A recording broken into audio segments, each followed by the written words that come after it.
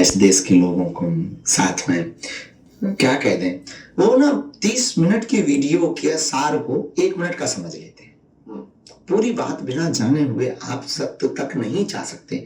और जिन्होंने भी ये तथ्य बोला, ये तो था ना कि यहाँ गए तो मोक्ष मिल जाए, ये तो बोला हुआ तर्क है, लेकिन उसके आगे पीछे क्या है, किस संदर्भ में बोला, ये तो क्या कह रहे थे आप? हम पूरा कार्यक्रम श्रद्धांजलि समारोह था, उन्हीं के निमित्त में था।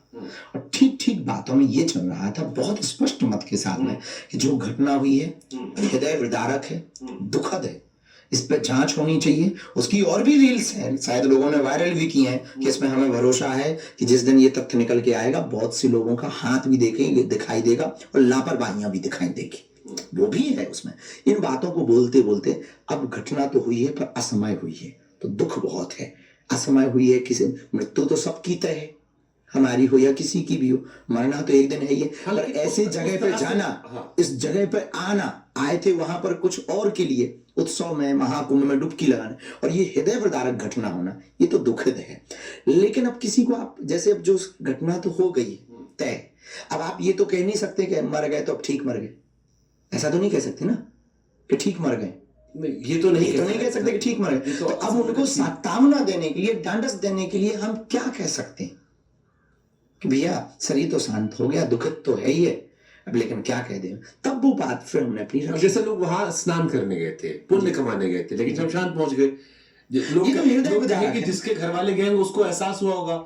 देखिए, किसी का भी 6 साल का बच्चा रोता रहा तो वो दुख हम जानते, वो हमारे ही हिंदू है, हमारे ही परिवार है, हमारे ही सज्जन है। हम इतने गिरे हुए तो नहीं हो सकते, हमारी विचारधारा या हमारे विवेक की बुद्धि इतनी सूक्ष्म, इतनी संकुचित नहीं हो सकती है कि किसी मरने वाले व्यक्ति पर हम ये तर्क दे दें कि नहीं ठीक है, मोक्ष हो गया।